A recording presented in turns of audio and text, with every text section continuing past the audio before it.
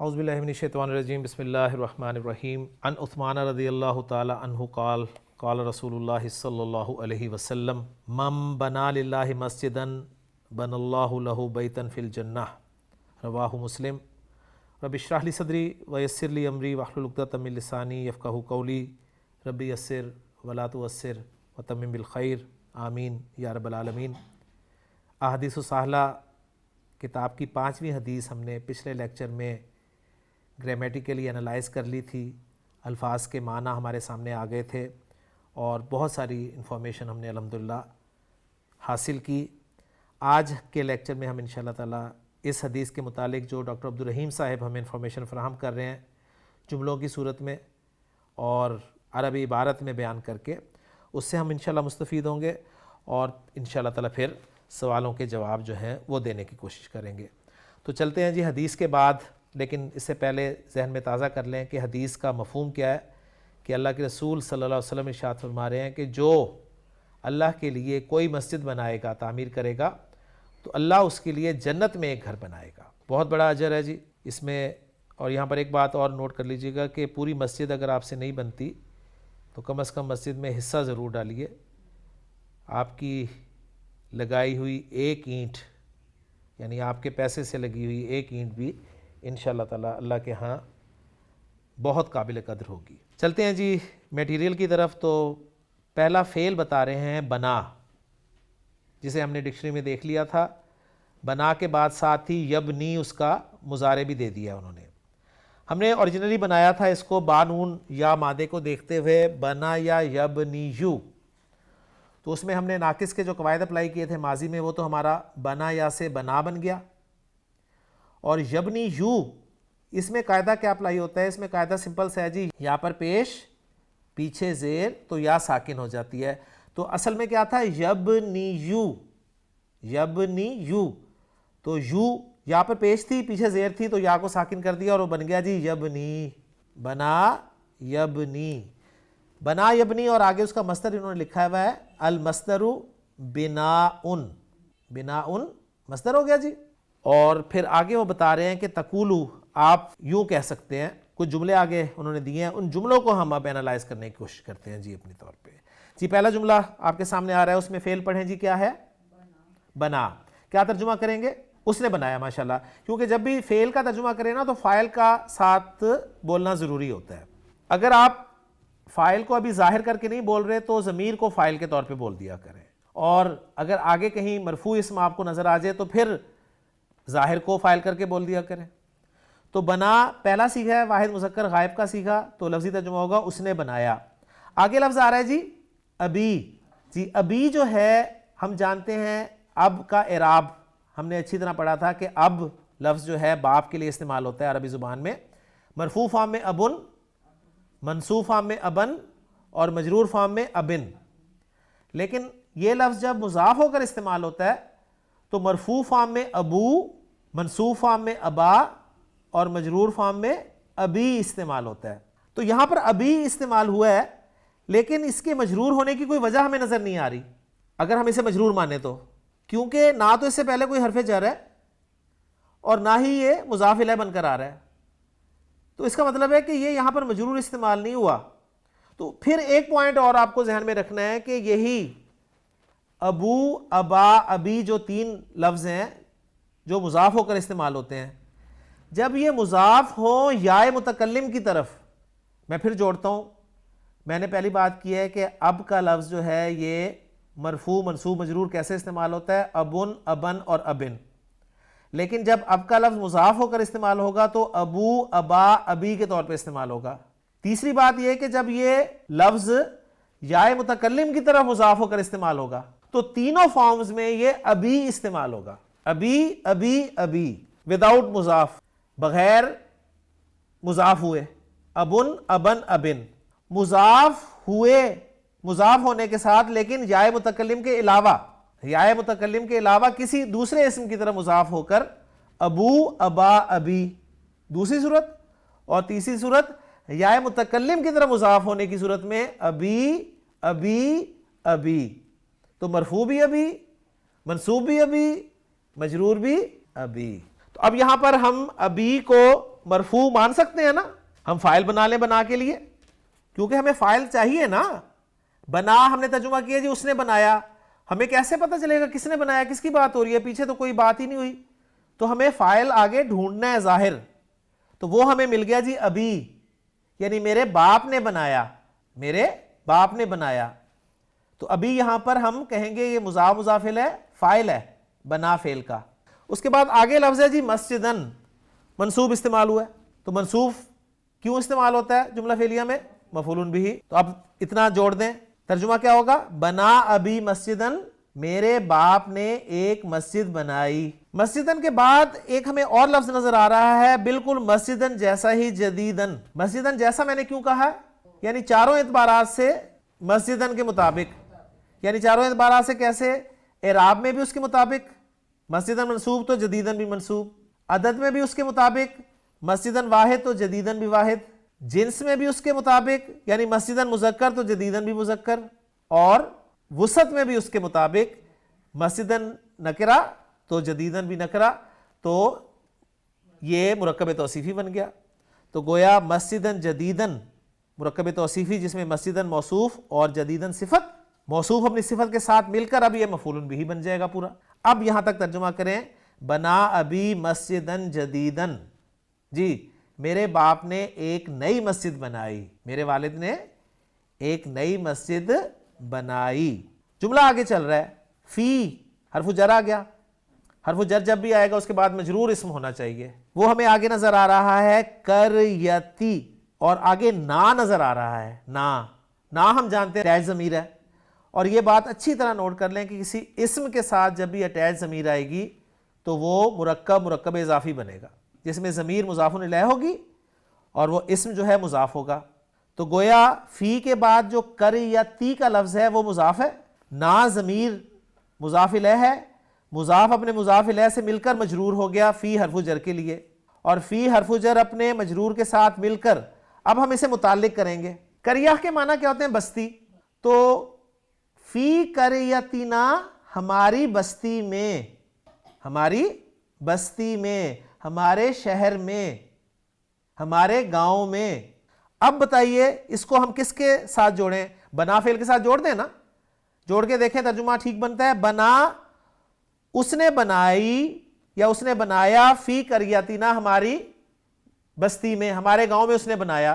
بات صحیح ہو رہی ہے نا؟ تو یہ فعل کے متعلق ہو گیا. تو بنا فعل, ابی فاعل, مسجدن جدیدن مفعول, اور فی قریتنا متعلق.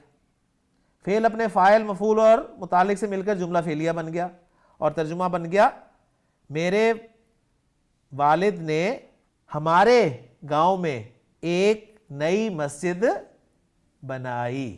اب اگلے جملے کو آپ ٹرائی کریں جی. اگلا جملہ پھر آ رہا ہے فعل بنا, فعل آ گیا, ترجمہ کر دیں ساتھ ہی, اس نے بنایا.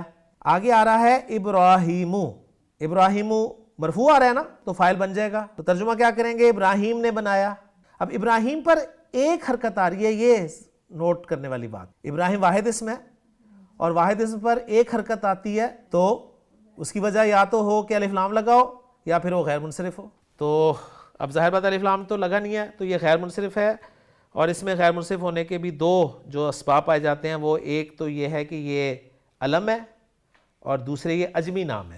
یہ دو سبب پائے جاتے ہیں اس میں, اس لیے یہ غیر منصرف ہے. بہرحال یہ تفصیل سے لیکچر دیکھیں گے تو آپ کو سمجھ میں آئے گی. تو بنا ابراہیم, ترجمہ کریں ابراہیم نے بنایا.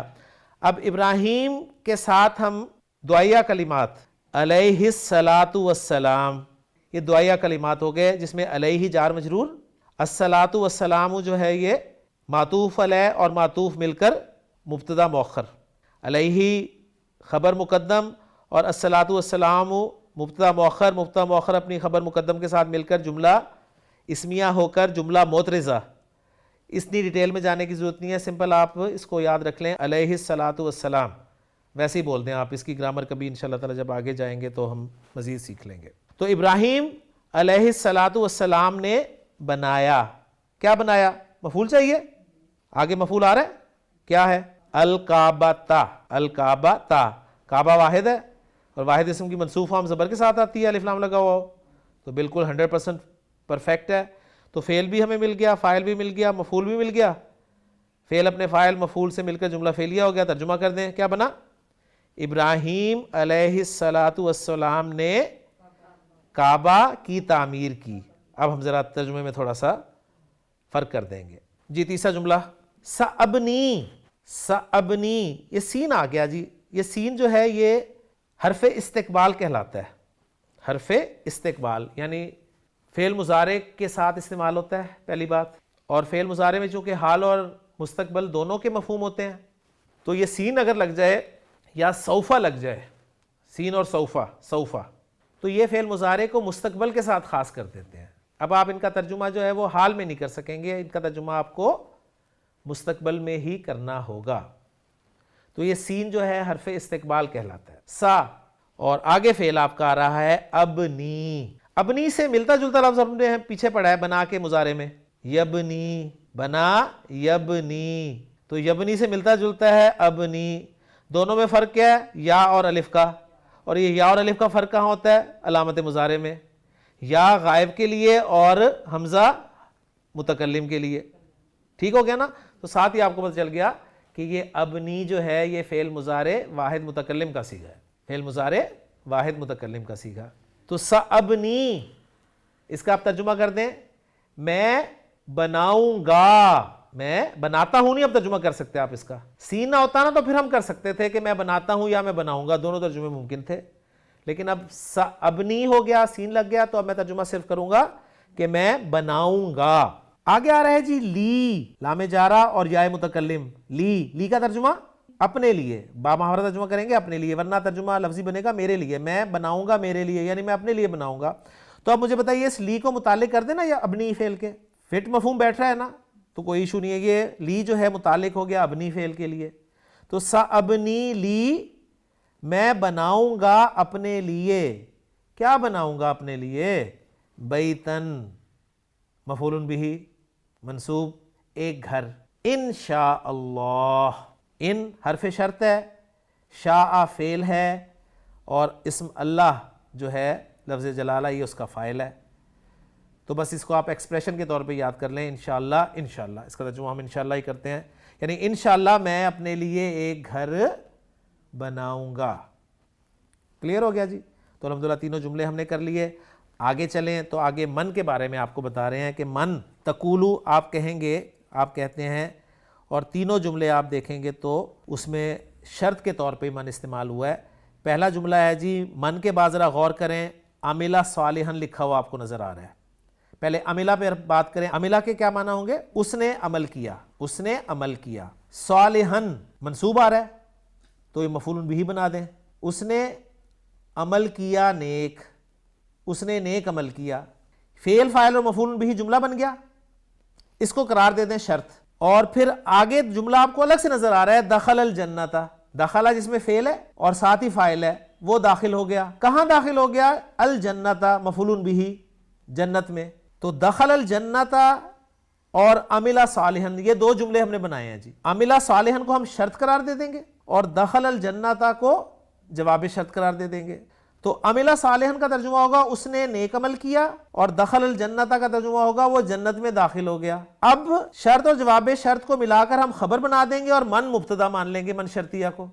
اور اب جس کے ساتھ ترجمہ کر دیں گے کہ یا جو کے ساتھ کر دیں. جو اور شرط کا تعلق مستقبل کے ساتھ ہوتا ہے نا، تو اس لیے ہم ترجمہ بھی مستقبل میں کریں گے کہ جو نیک عمل کرے گا وہ جنت میں داخل ہوگا. اور ماضی اس لیے لایا گیا کہ کنفرم بات ہے، جو نیک عمل کرے گا وہ جنت میں داخل ہوگا.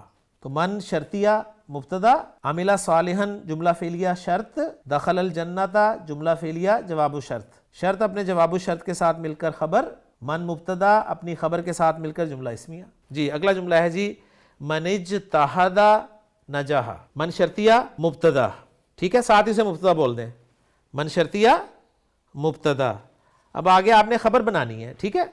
اور خبر کے لیے آپ کو پتا ہے جب من شرطیہ کو مبتدا بنا رہے ہیں تو آگے آپ کو دو جملے چاہیے جنہیں آپ شرط اور جواب شرط ملا کر خبر بنائیں گے. تو پہلا جملہ کیا ہے جی شرط کے لیے؟ اجتہدا. اجتہدا، الف کے نیچے آپ کو کچھ نظر نہیں آ رہا تو آپ کو اچھی طرح یاد ہونا چاہیے کہ مزید فی ابواب میں 3 ابواب ایسے ہیں جن کا حمزہ جو ہے وہ حمزۃ الوصل ہوتا ہے، وہ باب افتعال ہے، باب انفعال ہے اور باب استفعال ہے۔ باب استفعال میں کافی سارے حروف ہوتے ہیں، تو یہ کافی سارے حروف نہیں ہے، اور اس کی پہچان ہے کہ سین اس میں ضرور آتا ہے، تو اس میں سین آ ہی نہیں رہا، تو یہ باب استفعال نہیں ہے۔ باب انفعال میں نون لازم آتا ہے، اس میں نون بھی نہیں ہے، تو پیچھے ایک ہی باب بچا ہے۔ دیکھیں کتنا آسان کام ہو رہا ہے۔ باب افتعال، باب افتعال جیسے آپ کے ذہن میں نام آیا، آپ کے سامنے ماضی اور مضارع کے دونوں صیغے اس کے آ گئے۔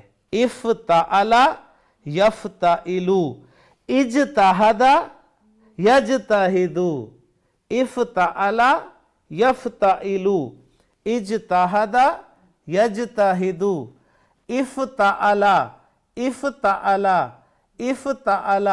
فا عین لام کہاں کہاں پڑھے ہیں؟ اف نمبر 2 پہ فا پڑھا ہے، تعلا 4 اور 5 پہ عین اور لام پڑھے ہیں، تو 2 4 اور 5 پہ روٹ لیٹرز پڑھے ہیں۔ اب اجتہادہ میں 2 4 اور 5 پہ روٹ لیٹرز نکال لیں، جیم ہا اور دال۔ اجتہادہ یجتہد، اجتہادن کوشش کرنا، محنت کرنا۔ کلیئر ہو گیا جی؟ تو اجتہادہ فعل اور فاعل ہو گیا، اس نے کوشش کی، لفظی ترجمہ ہوگا۔ تو اس جملہ فعلیہ کو ہم شرط بنا دیں گے، اور جواب و شرط کیا ہوگا؟ نجحا۔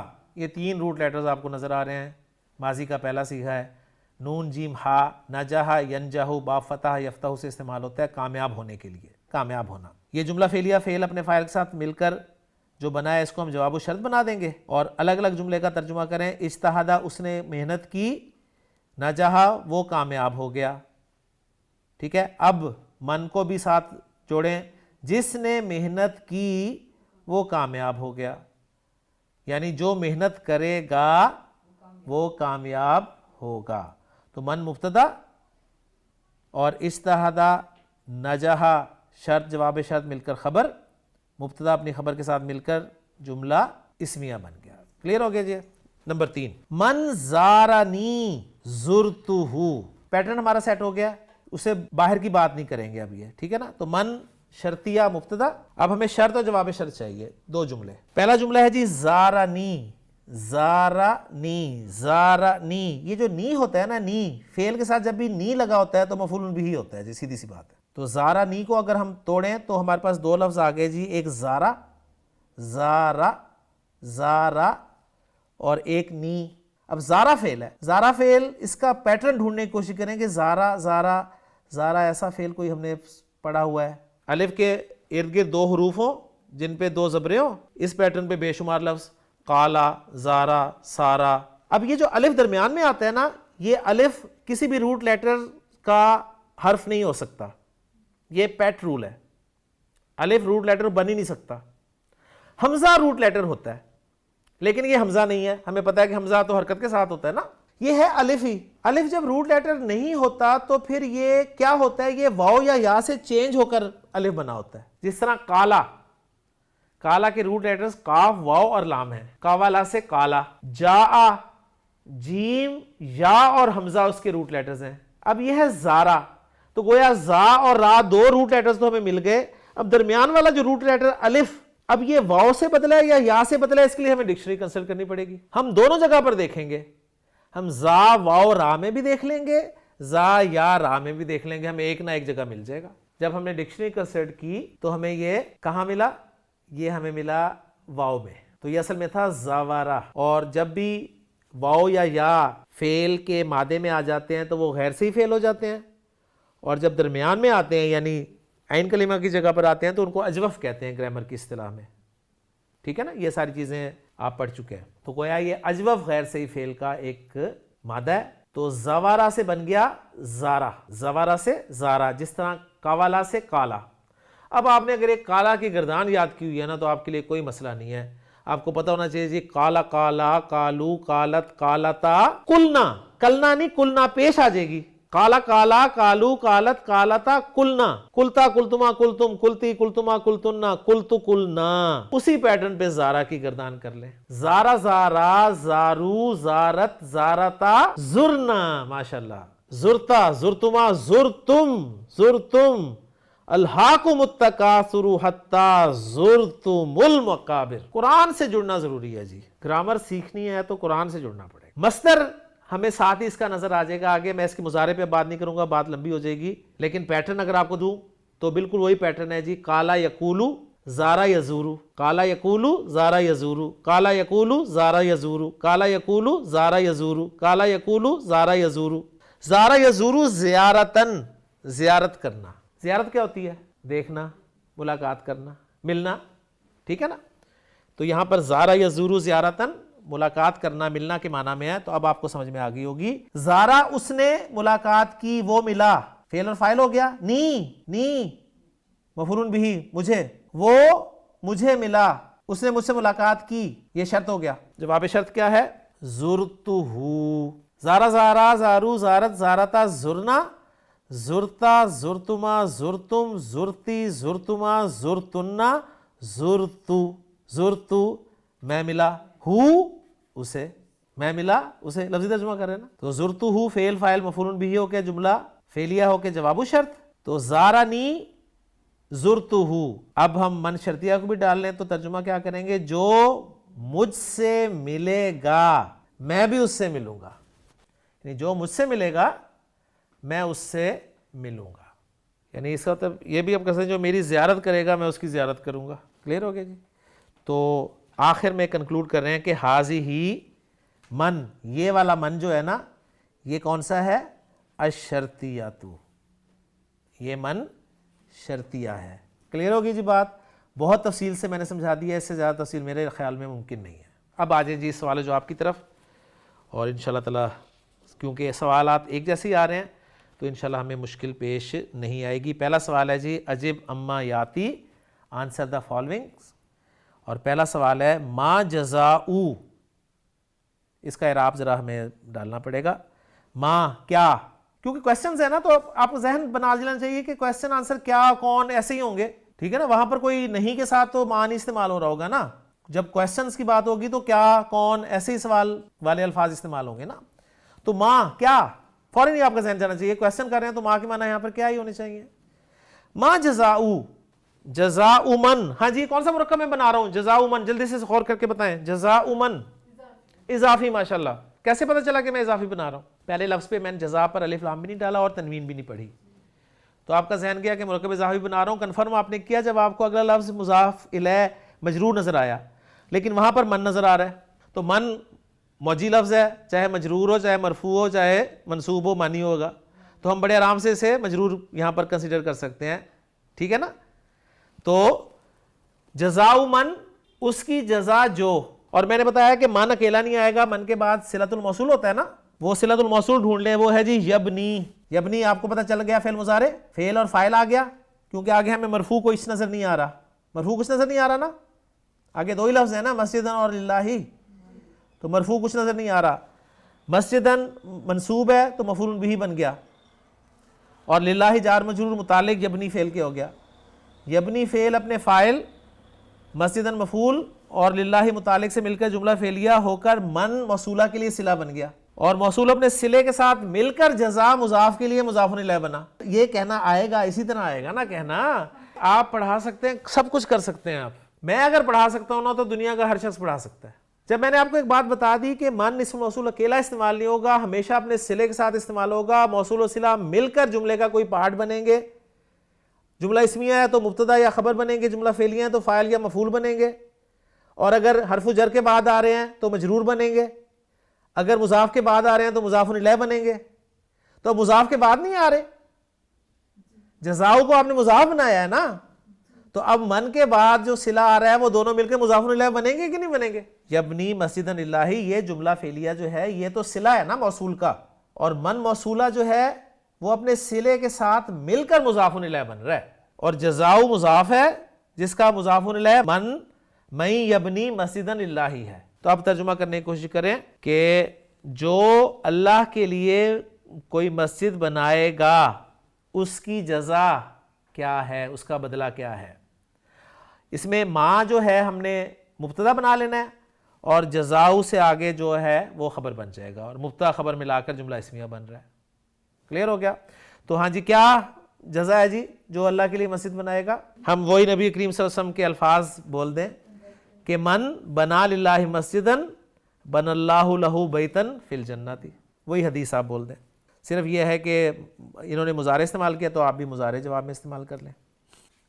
یعنی انہوں نے سوال کیا نا ما جزاؤ من یبنی مسجدا للہ، اس کا جواب ہم یہ بھی دے سکتے ہیں لہو، اس کے لیے بیتن، ایک گھر ہوگا فی الجنتی، جنت میں. کسی بھی طریقے سے جواب دے سکتے ہیں آپ اس کا. جی اب آ جائیں جی دوسرے سوال کی طرف. دوسرا سوال ہے جی اذکر حدیثن، کوئی حدیث یاد کر یا ذکر کر، فی الحثی علی بناء المساجدی. علی الحثی، ہا سا سا مادہ حسا یا خصو حسن، اس کے معنی ہوتے ہیں جب یہ علا کی پریپوزیشن کے ساتھ استعمال ہوتا ہے تو اس کے معنی ہوتے ہیں آمادہ کرنا، ابھارنا یا اکسانا.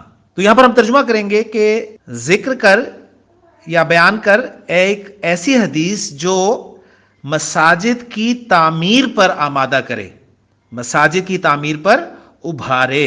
تو یہی حدیث جو ہم نے پڑھی ہے یہی آپ ذکر کر سکتے ہیں. تیسرا سوال ہے ماذا یبنی. ماں اور ماذا ایک ہی چیز ہوتی ہے، ذہن میں رکھیے گا. ماں اور ماذا ان دونوں کے معنی کیا کے ہی ہوتے ہیں. فرق صرف یہ ہوتا ہے کہ ماذا فعل کے ساتھ استعمال ہوتا ہے اور ماں جو ہے وہ اسم کے ساتھ استعمال ہوتا ہے.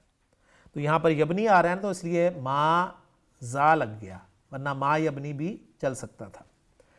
ماذا یبنی، کیا بنائے گا اللہ تعالی، اللہ تعالی، اللہ تعالیٰ کیا بنائے گا، کس کے لیے، لمن، اس کے لیے جو، یبنی مسجدن، مسجد بنائے گا، و اینا، اور کہاں. دو سوال کر رہے ہیں کہ ماذا یبنی اللہ تعالی، اللہ تعالیٰ کیا بنائے گا، لمن، اس کے لیے جو، یبنی مسجدن، مسجد بنائے گا، و اینا، اور کہاں. جی اس میں سے ہی ہم جواب دیتے ہیں یبنی اللہ تعالی بیتن فی الجنتی. دونوں سوالوں کے جواب ایک ہی میں دے دیں. اب یہاں تھوڑا سا غور کریں، یہاں پر دیکھیں میں نے کہا ہے لمن یبنی، تو لام جارا، من موصولہ، اور موصولہ کے بعد یبنی مسجدن جملہ فعلیہ صلہ، موصول و صلہ مل کر لام جارہ کے لیے مجرور، اور جارہ اپنے مجرور کے ساتھ مل کر یبنی فعل کے متعلق. چوتھا سوال ہے جی من الصحابی الذی روا ھذا الحدیث، کون ہے وہ صحابی جس نے اس حدیث کو روایت کیا، ہوا عثمان. اور اسی کے ساتھ جڑا ہوا سوال ومن المحدث الذی اخرجہ، امام مسلم. ٹھیک ہے، یہ بہت دفعہ ہر سبق میں آ چکا ہے تو اس پہ ہم بات نہیں کریں گے مزید. اور اس لیسن کا جو آخری حصہ ہے وہ ہے دو سوالات پر مشتمل، جس میں پہلا سوال ہے جی ما مضارع بنا، وہ کہہ رہے ہیں جی بنا کا مضارع بتا دیں، یبنی، اور ساتھ پوچھ رہے ہیں وما مصدرہ، اور اس کا مصدر کیا ہے، بناؤن. اور دوسرا سوال ہے ادخل، تو داخل کر، کل کلماتین، یہ بھی اب آپ کو یاد ہو جانا چاہیے، رٹ جانا چاہیے. ادخل، تو داخل کر، کل کلماتین، ہر کلمے کو، مما یاتی، اس میں سے جو آ رہا ہے، کہاں داخل کر، فی جملتن مفیدتن، مفید جملے میں، پورے جملے میں. دو الفاظ ہیں، ایک ہے بنا اور ایک ہے من الشرطیہ. بنا کو جملے میں استعمال کریں. جی کیا بنے گا جی، بنا المسلمون مساجدہ، مسلمان مساجد بناتے ہیں، سمپل سا. ٹھیک ہے. اور من شرطیہ، اس کا جملہ بنانا ہے، کوئی ایک جملہ شرطیہ بول دیں. من اجتہد نجح، من عمل صالحا دخل الجنت. تو الحمدللہ ہمارا یہ لیکچر بھی مکمل ہو گیا، سبق بھی مکمل ہو گیا، جس میں ہم نے 5ویں حدیث کو جو ہے اس کے متعلق معلومات اور گرامر جو ہے وہ سوال و جواب کی صورت میں سیکھی. انشاءاللہ تعالی اگلے لیکچر میں نئی حدیث کے ساتھ آپ سے ملاقات ہوگی. سبحانک اللہم و بحمدک، اشہد ان لا الہ الا انت، استغفرک و اتوب الیک.